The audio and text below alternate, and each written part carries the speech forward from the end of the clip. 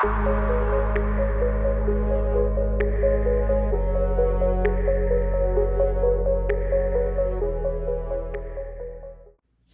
what's going on, you guys? It's Lip, and welcome back to the Carbonite to Kyber series.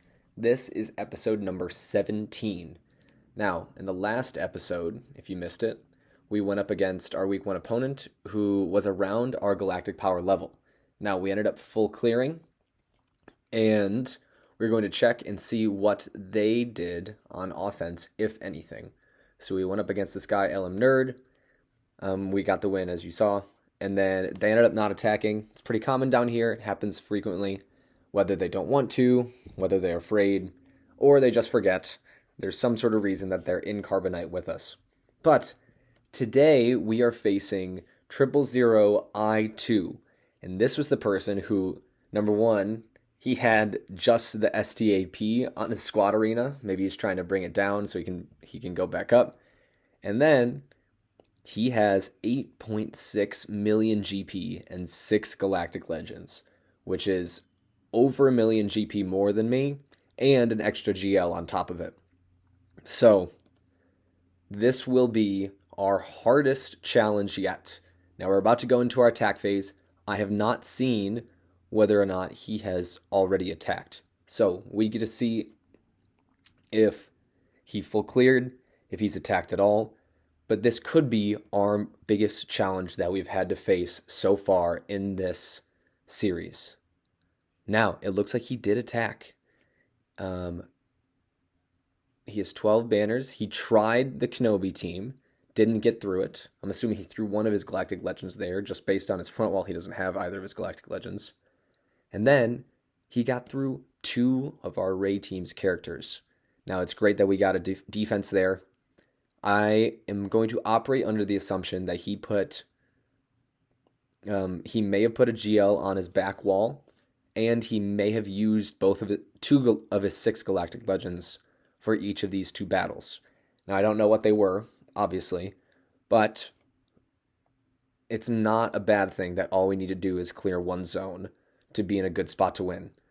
So, we have Jedi Knight Revan on the bottom, a weird Jedi Knight Revan composition. You kind of have that base 4 for that lower level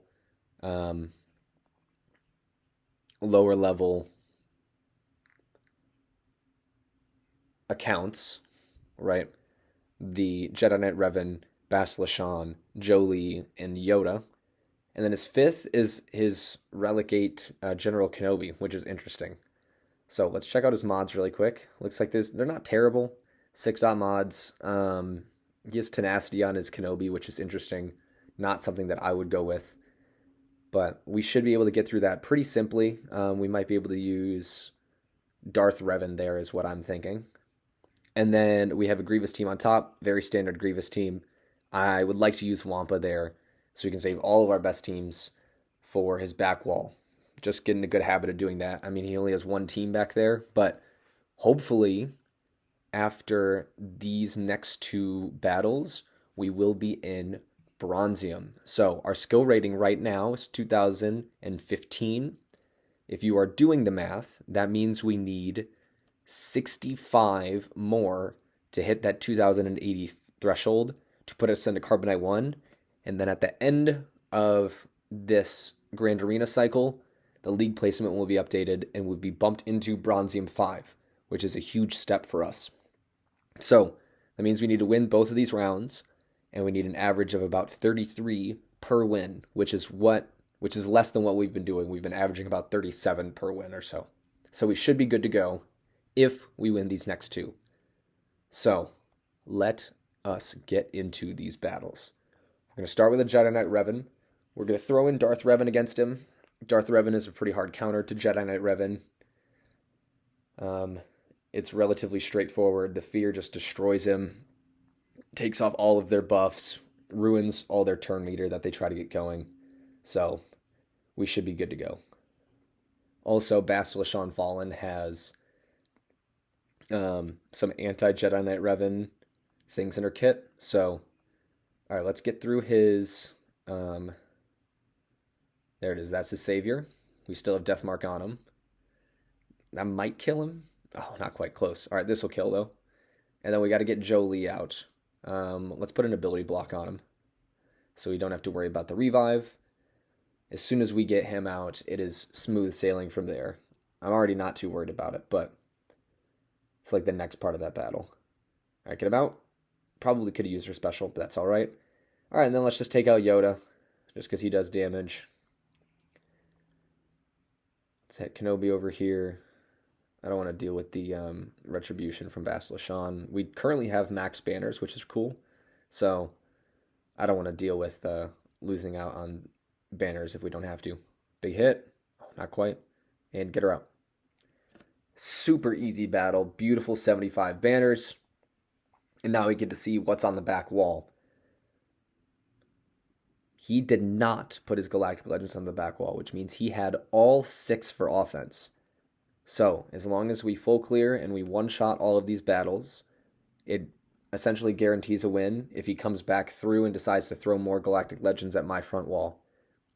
He may have been a little bit discouraged not getting through that Kenobi or Rey team, so we'll see if he even tries to go for it, but let's not mess around. We're going to go straight in, make sure we handle this the way that we know we can.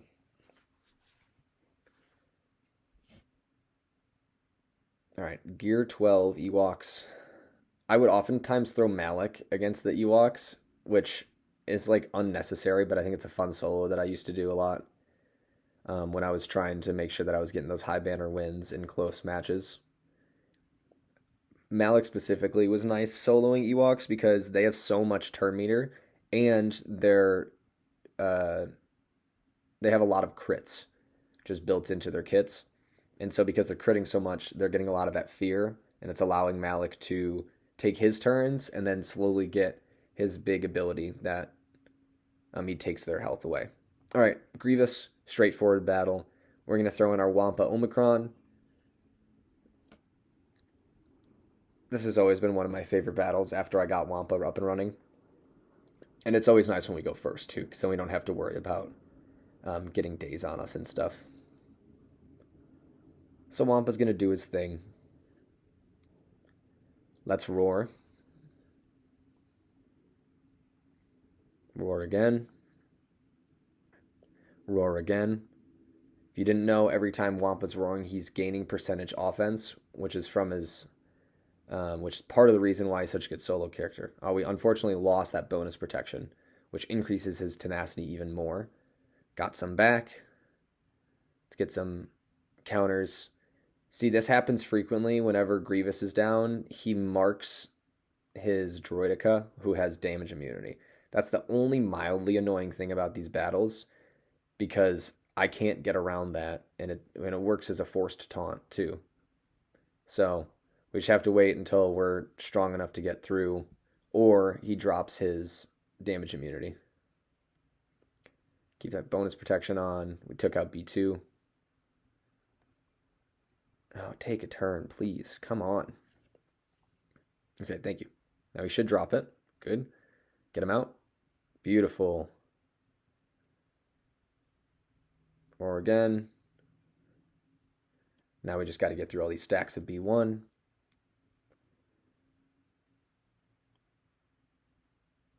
Slowly but surely. Let's just go for a basic. These counterattacks help, but I think we have enough offense to be able to get through Grievous at this point. So just take out that B1 battle droid. Beautiful. And then it is a 1v1, and Grievous, I hate to tell you this, but you're not beating Wampa. Sweet. 68 banners. And now we get to see what's on his ships. We did take a quick look at his roster. I did know that he doesn't have any of the meta ships. He doesn't have Executor. He doesn't have the Profundity or the Leviathan. So there's nothing that we can't handle. This is actually, I was going to say this is a decent lineup until I'm realizing that it's the Malevolence with Houndstooth and then some First Order ships. So still high leveled, but definitely not as efficient as it could be. We're going to throw Profundity at this, just because Profundity is a really, really good ship, and I know I don't have to worry about anything. But all right, let's go into this one. And this will give me some good practice using Profundity on offense. So I always forget what I should start with. We don't need to do any stealth stuff. And then I don't think we need to do this one either. Increase download by 10%, dispel all debuffs from target ally, and they assist twice. And then this is based on, I think, assisting, right? Stranded, plants acquire stranded. How do we get download progress? 10 speed for each dark side enemy, including the capital ships. Cargo ships, robot allies always start a critical hit against enemies or inflict shield disruption. 20% health reduction. Oh my gosh, this is crazy. Alright, I'm curious as to what goes into the download process. I should know this, but I don't. So, 20% chance. Whenever a rebel ally assists, download is increased by 1%.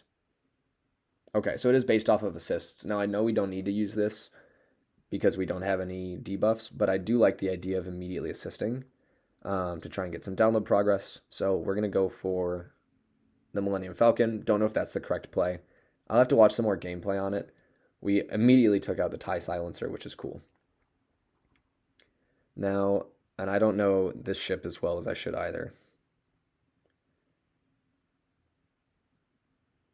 He also has his own download progress, which is interesting. Like they both have like their download into their kind of quote unquote ultimate ability. But yeah, that's just basic. I don't think it's necessary to have any of that. We also get the assists. Houndstooth is really annoying here, but I think we'll have more than enough firepower to get through him, especially if we get to our ultimate for the profundity. Okay, let's bring somebody in. Oh, not core reinforcement. Spell all buffs on all enemies, or stealth random ally. We're gonna bring in Cassian. I know that Houndstooth is probably gonna taunt again because he still has his protection, but okay, let's do this. Big hits, nice. I also recently upgraded my Han a little bit, so my Millennium Falcon's gonna be hitting even harder, which is cool. Let's see if we can't get Houndstooth out here. Nice. All right, then all we have is, well, I was gonna say all we have is Vulture Droid and Kylo's command shuttle, but unfortunately not the case. Got a nice assist from the Millennium Falcon there to take the buffs off, get out another ship, and then let's take out, this is the one that dispels debuffs, right? Oh, dispels stealth. And then we gain some buffs. So let's do this one.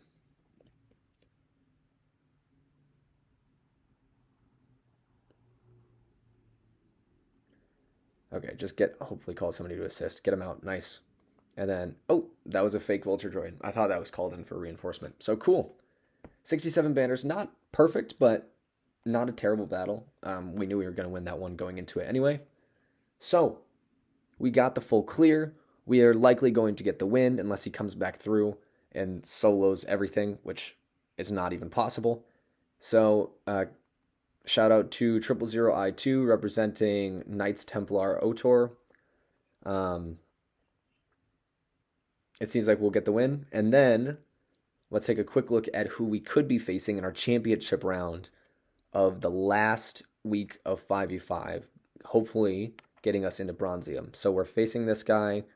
We have Biden's extra chromosome and CT71859 are two possible matchups next week. So this guy's 3.5 million GP, nothing too crazy. And then this is the guy with, I think his only GL is Supreme Leader Kylo Ren. Yep.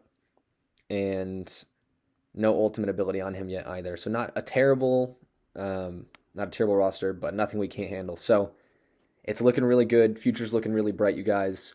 If you made it this far in the video, thank you so much for watching. Please feel free to leave a like. If you feel like it, you guys can subscribe. And I'll talk to you guys all later.